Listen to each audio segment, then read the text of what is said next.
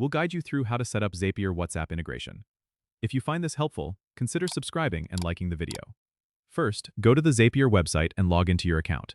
If you don't have a Zapier account yet, you can quickly create one by following the on-screen prompts. Once you're in, click on Create Zap to get started. You'll see a section to choose a trigger app, so type WhatsApp in the search bar and select it. Next, you need to choose a specific trigger event. For example, you might want to select New Message if you want to automate actions when you receive a new WhatsApp message. After selecting the trigger, you'll be prompted to connect your WhatsApp account. Follow the instructions to authorize Zapier to access your WhatsApp data. It's important to ensure that all permissions are correctly granted for seamless integration. Once your WhatsApp account is connected, you can proceed to set up the action step.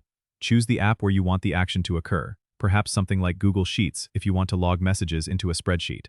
Select the action you want, such as Create Spreadsheet Row, then connect your Google account if it's not already linked to Zapier. Map the necessary fields from WhatsApp to the Action app so Zapier knows exactly what data to transfer.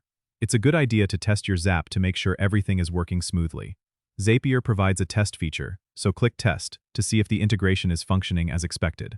If everything looks good, you can go ahead and turn on your Zap.